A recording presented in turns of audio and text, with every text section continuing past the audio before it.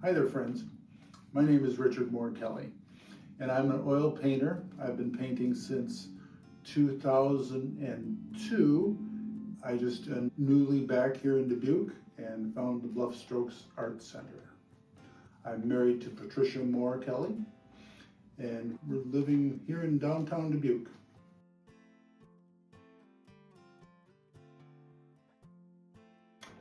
I am originally from St. Paul, Minnesota.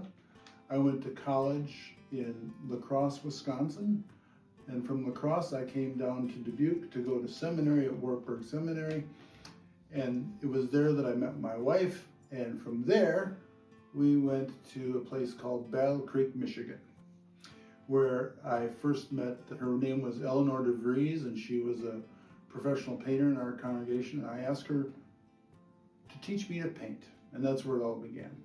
From Battle Creek, Michigan, we went to Pittsburgh, Pennsylvania, and there was a plethora of art that was, I don't know what you, Andy Warhol he's a native of Pittsburgh and had a big influence in the town's art scene still today.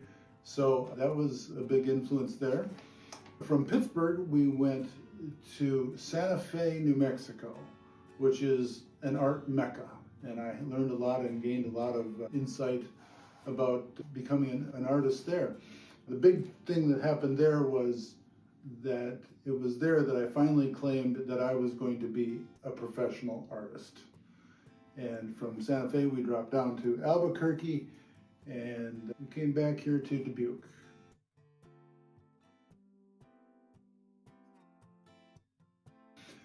When we came back to Dubuque, my wife was finishing up an interim ministry position over in Jessup, Iowa, and we wanted to renew our vows for our 25th wedding anniversary. And we got married over at Wartburg Seminary, and so we went to the seminary to do that. And on the way home, we just said to each other, Dubuque just feels like home. And so we decided within a few days that Dubuque was going to be our next home and where we would retire. And it was at that point where I started going through all the websites of what's in Dubuque now and etc. And I wanted to look for a place to do art.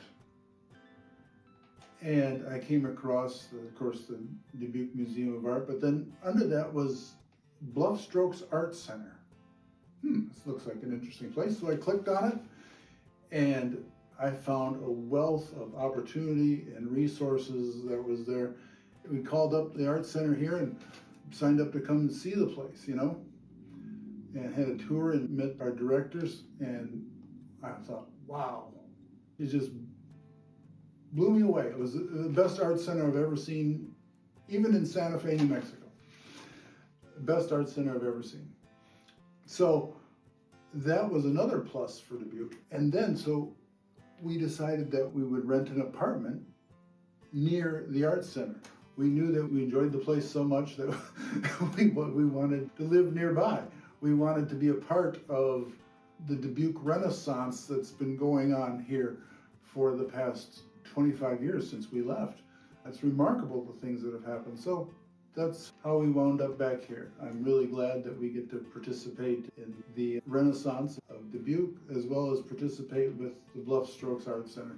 The final thing that I wanted to say too is that here at the Bluff Strokes Art Center, I found that it was a place that I could grow, where I would be encouraged to grow, but it was a place too that I could help them grow. And so it was a mutual kind of love and admiration that we struck off in this relationship of ours.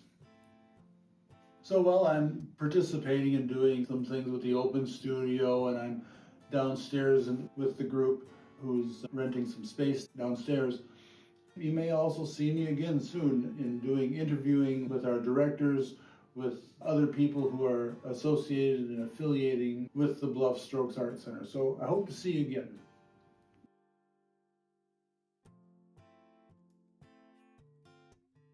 Well, my dad worked for Sperry Univac in the Twin Cities. They had several different plants up there, and it was a computer company.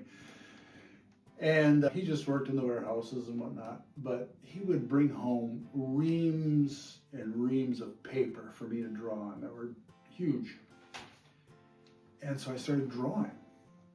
And I drew cars and trucks. And as I got older, I discovered truck and tractor pulls. Wow, that was kind of cool. So I started drawing trucks and tractors that were at truck and tractor pulls. And so that was my first choice of a career. That was the first choice of my career, was to be a car designer. And I don't know if I said this before, but I'm a legally blind artist. And so my dad, when he heard me say that I wanted to be a car designer, he said, "Son, there's nobody at the Ford Motor Company that's going to hire you to design cars, especially if you do not have a driver's license. So you forget that." Well, so I did. I forgot about it. And it wasn't until like 42 years old, I think. No, like 32 years. I don't know. Anyway, we were in Battle Creek, Michigan. And there I met Eleanor DeVries, and she was a professional artist. And I said, "Ellie, can you teach me to paint?" And so she had me over to her house and sat me down on a table, gave me a cast-off canvas, gave me a bunch of cast-off paints, and she said, "Here you go, start." Okay. So I had this picture of 3 tulips that I wanted to make for my wife and I for our 3rd wedding anniversary at the time. And so I started to try to make these 3 tulips. They're really pretty. And I couldn't do it.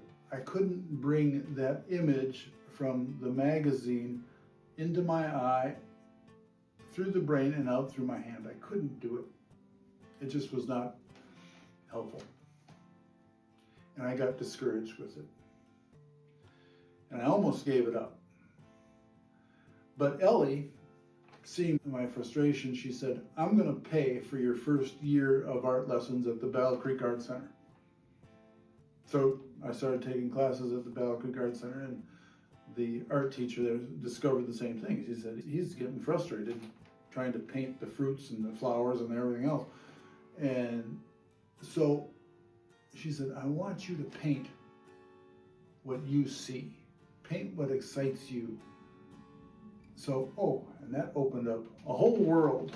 And so I started painting what excites me. Another thing that happened along the way for me was when we were in Battle Creek, Michigan, and after I'd met my friend Eleanor DeVries, I took a course at Kellogg Community College.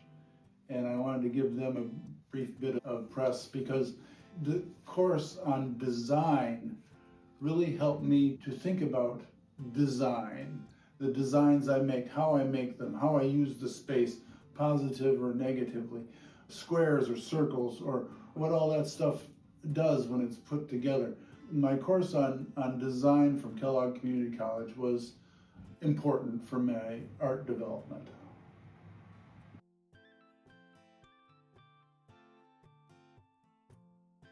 So the kind of painting that I enjoy doing is behind me here. I've learned that it's called hard edge geometric design.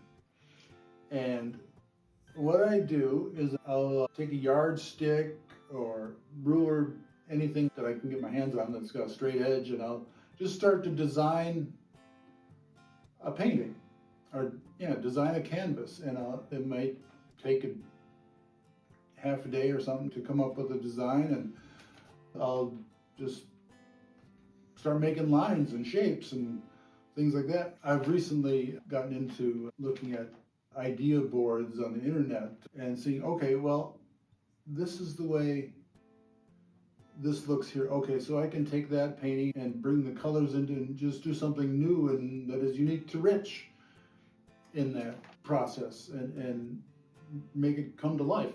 This one that's directly behind me here, that one the idea came off of a party napkin that somebody had, and I took the idea and I thought, well, that's kind of interesting. We'll just put those colors together and those shapes together and do it my way. And that's what came out of it. So that's what I like to do, is these hard edge geometric designs. They have, you can see the definite line, there's no blurriness or blending or anything, and it's just shapes that I put on the canvas randomly. So.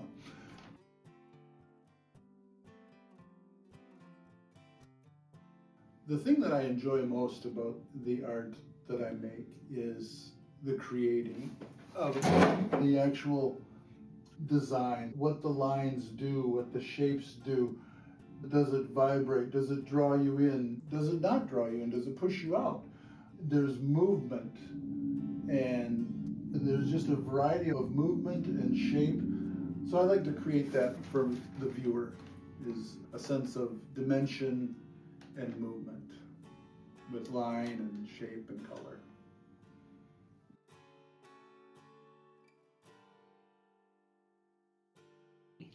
The biggest challenge that I face with my art, people will say, well, you must be challenged by your vision. No, that's not it at all.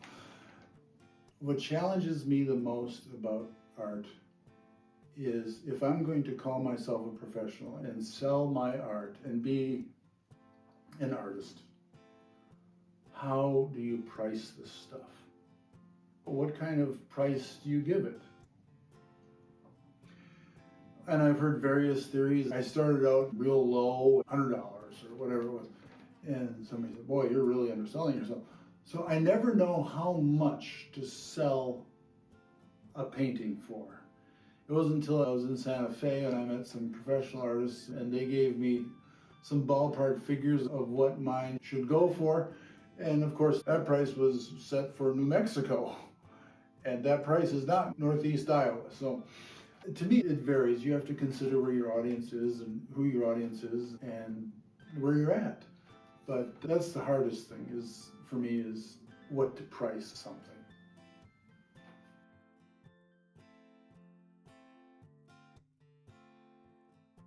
What I want the world to take from my art is, I hope the world looks at this stuff and smiles, laughs, giggles. I want you, the viewer, the people who are seeing this today, I hope you look at my art and get a good laugh. I hope it brings you joy. I hope you find it just fun to look at.